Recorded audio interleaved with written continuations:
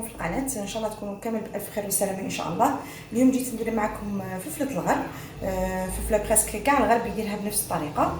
هنا جبت قرون تاع فلفله الخضراء مع الحمراء، خلطتهم باسكو الحمراء تجي حلوه على الخضراء.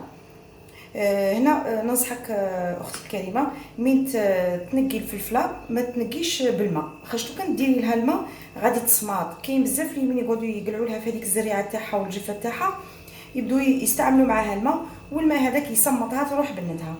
دونك لازم تخليها تنقيها وتقشريها هكاك بالنشاف. عندي هنا حبه تاع طماطم كبيره ربيتها، تبغي تربيها تبغي تشويها مع الفلفله. كاين بزاف اللي يشووا الفلفله مع يشووا حبه تاع طوماطس مع الفلفله وينقوا.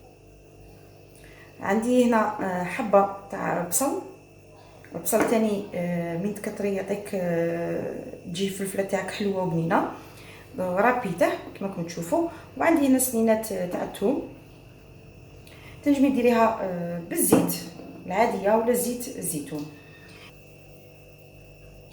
ندير شويه تاع الزيت في المقله، نضيف البصل والثوم نديرهم على النار يتقلوا.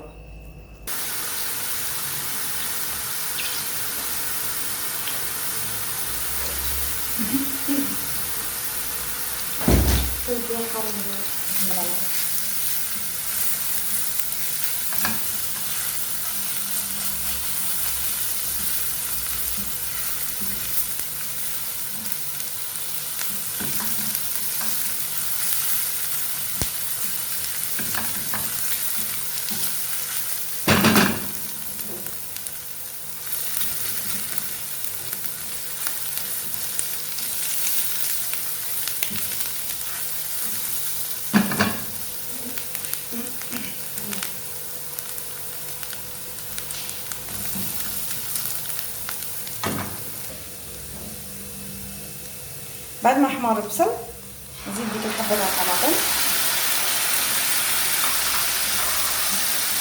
نخليها شويه تقلى، من بعد نضيف الفلفل الاخضر والاحمر مقطع.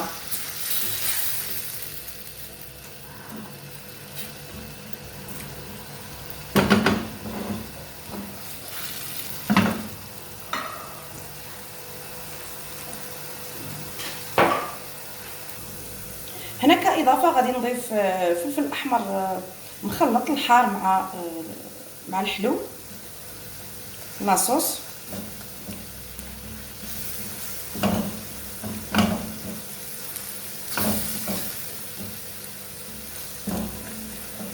كاين بزاف اللي يبغوا الفلفله حاره، تنجمي تاني تشوي معاها الجو تاع الحار وتخلطيه. انا هنا عندي كاين اللي يبغي الحار وكاين اللي ما يبغيش الحار، منجمش نديره، عوضته بالفلفله الحلوه مع الحاره. هنا لاصوص تاعي راهي طايبه شويه، غنضيف نجيب الفلفله نضيفها كما قلت لكم. من تشري الفلفله شري الحلوه الحمراء مع الخضراء.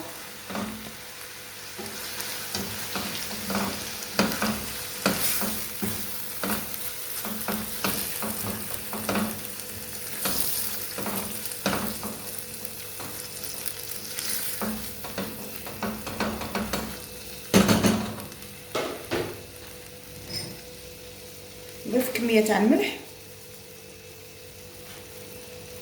ونغطيها. من داك لداك تحركيها، تنقصي لها على النار، تنقصي لها بزاف وتخليها تغطيها وتخليها تعرق وتطيب في غرضها، ما تخليهاش تلصق لك في المقله. ومن داك كل دقيقه تدخلي تحركيها، ما تغفليش عليها. كدا كيما قلت لكم الفلفله تخلطيها، حاولي تمرسيها كيما هكا. انا راهي قريبه طيب، مبقالهاش بزاف ونطفي عليها. هذا هو هذه هي الفلفله تاعنا من بعد ما طيب. تشوفوا كي تجي مرقده اللون تاعها، تحسيها بلي ولا داكن. نحطها في صحن تقديم.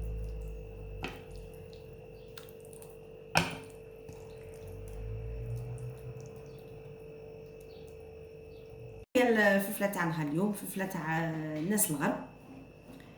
هنا شويه الجوات على الحار ونقيته وزينت به الصح، ما بغيتش نديرها حاره لانه كاين اللي يبغي الحار كاين اللي ما يبغيش.